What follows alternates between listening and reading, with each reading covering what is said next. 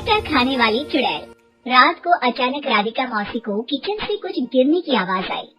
उन्होंने बाहर निकल के देखा तो किचन में उन्हें कुछ सफेद साड़ी में दिखा। वो चीख पड़ी, हे भगवान, आलतू जलाल तू आई भला को टाल तू, आलतू जलाल तू आई भला को टाल तू। राधिका मौसी को चीखते सुनकर श्रवण बाहर आता है भागते हुए। अरे माँ, क्या हुआ? क्या देख लिया? दादी माँ आ गई क्या सपने में? अरे बेटा, रसोड़े में देख तो कौन है? श्रवण रसोड़े में झांक कर देखता है और उसे कोई नहीं दिखता अंदर। अब रसोड़े में तो कोई नहीं है माँ। कोई सफेद साड़ी में नहीं है क्या? नहीं माँ, कोई भी नहीं है। चिल्लम चिल्ली की आवाज सुनकर काजल भी वहाँ आ जाती है। अब क्या हो गया माँ जी? अरे बेटा, रसोड़े में एक चुड़ैल थी सफेद साड़ी में। अरे क्या कर रही थी वो अंदर? अरे बताया नहीं, कल आएगी ना तो पूछूंगी। चुड़ैल जी, आपका क्या प्लान है? माँ जी, रात बहुत हो गई है, आपने कोई बुरा सपना देखा होगा, चलिए सो जाइए। राधिका मौसी सोने तो चली जाती है पर उनको रात भर नींद ही नहीं आती। वो कुछ भी उलझुल बातें सोचने लगती है। कहीं चुड़ैल की वजह से तो घर में टेंशन नहीं हो रहा, कहीं उसी की वजह से तो वो दादी नहीं बन पा रही। सुबह जब राधिका मौसी रसोड़े में छानबीन करती है तो पाती है कि नींबू का अचार गायब है। चुड़ैल नींबू का अचार ले गई, मुझे तो ठीक नहीं लग रहा कुछ। चुड़ैल को भी पता है कि जिंदगी का असली मजा तो खट्टे में ही है। राधिका मौसी झट से श्रवण को फोन कर देती है। बेटा, मुझे समस्या समझ में आ गई है, हमें एक तांत्रिक की जरूरत है। अरे क्या बोल रही हो माँ, तांत्रिक की क्या जरूरत है? आप पूजा पाठ तो कर ही रही हो ना। आलतू जलालतू मंत्र सारे फालतू जैसे कुछ मंत्र पढ़ो, चली जाएगी अपने आप चुड़ैल। अरे नहीं बेटा, कभी चुड़ैल को कम नहीं समझते। अरे तुझे पता भी नहीं चलेगा कि कभी वो छल करके काजल की जगह घर की बहू खुद बन जाएगी। क्या माँ, कुछ भी बोल रही हो? कहाँ काजल और कहाँ चुड़ैल?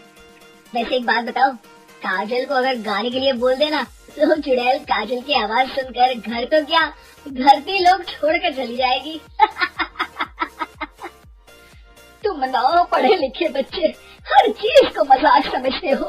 तुम रहने दो, मैं खुद ही तांत्रिक को बुला लेती हूँ। अच्छा सुन, शाम को इमली लेके आना। क्या है कि चटनी खाए बहुत दिन हो गए है ना? नहीं माँ, इमली तांत्रिक से ही मंगवा लो ना, आटा वगैरह भी उसी से पिसवा लेना। देखो मुझे काम करना है। श्रवण रात को कई तरह की सब्जियों के साथ माँ के कहने पे चटनी के लिए इमली भी ले आया था, लेकिन राधिका मौसी के दिमाग में अलग ही फिल्म चल रही थी। उन्हें अब सिर्फ शक ही नहीं यकीन होने लगा था कि शायद चुड़ैल ने श्रवण पर अपना जाल बिछा दिया था, जिस वजह से श्रवण उनकी बात ही नहीं मान रहा था। पर कोई नहीं, आने वाली रात में राधिका मौसी खुद तैयार हो गई चुड़ैल को पकड़ने के लिए। रुद्राक्ष की माला, तुलसी का पत्ता, हनुमान चालीसा सब हाथ के पास ही था, बस चुड़ैल का इंतजार था। और जैसा राधिका मौसी ने सोचा था वैसा ही हुआ। वो चुड़ैल उस रात भी आई, पर वो राधिका मौसी से तेज निकली और राधिका मौसी के उससे पकड़ने के पहले ही वो भाग खड़ी हुई। जरूर बहू पे साया है उस चुड़ैल का, तभी तो श्रवण के कमरे में गई है। और अगली सुबह राधिका मौसी पिछली रात हुए हमले में किन चीजों का नुकसान हुआ उसका हिसाब लगा रही थी। उनके खेमे से एक आम के अचार की शीशी भी गायब हो चुकी थी और वो इमली भी जो कल श्रवण लेकर आया था। राधिका मौसी इस बारे में सोच ही रही थी कि श्रवण जल्दी से रसोड़े में आकर दवाइयों की पोटली ढूंढने लगता है। अरे बेटा, क्या हो गया? अब माँ, वो काजल की तबीयत खराब है, बहुत घबराहट हो रही है उसे। हे भगवान, मैंने पहले ही कहा था कि तांत्रिक को बुला लेते हैं, पर नहीं। अब देखो, उस चुड़ैल ने काजल को अपने वश में करना शुरू भी कर दिया है। हालांकि श्रवण भूतों में विश्वास नहीं करता था, पर अब वो भी डर जाता है और राजी हो जाता है एक तांत्रिक को बुलाने के लिए। कुछ ही घंटों में तांत्रिक आ जाते हैं और राधिका मौसी तांत्रिक जी को सब बता देती है। घर संकट, घर घर संकट, चुड़ैल को मारू जोर छाकट, ओम भट स्वाहा खटखाटे आहा। अरे ये क्या मंत्र है? मेरे खुद के ओरिजिनल मंत्र है, कल रात को ही लिखे हैं, अच्छे लगे तो दाद चाहूंगा। एक और मंत्र सुनो, अर्ज किया है आब्राकडाब्रा, दिल्ली बम्बई आगरा, चंदा मामा सूरले सुरन मामू जारा। ये मंत्र है? अरे कोई 40 वाली सा पढ़ो ना। वक्त कम है, 40 नहीं पड़ेंगे, 20-25 में काम चलाना पड़ेगा।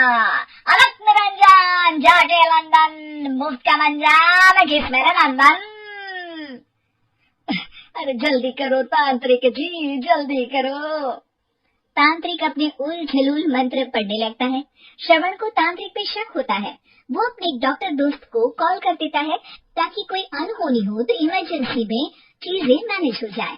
तांत्रिक धुनी रमाता है, जिसकी वजह से कमरे में काफी धुआं हो जाता है और जिसकी वजह से बहू की घबराहट बढ़ जाती है।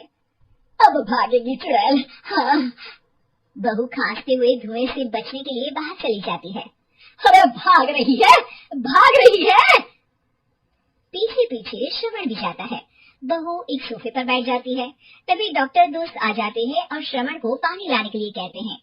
थोड़ी चेकअप के बाद डॉक्टर कहते हैं, मेरे हिसाब से जाप का काम पूरा हो गया है।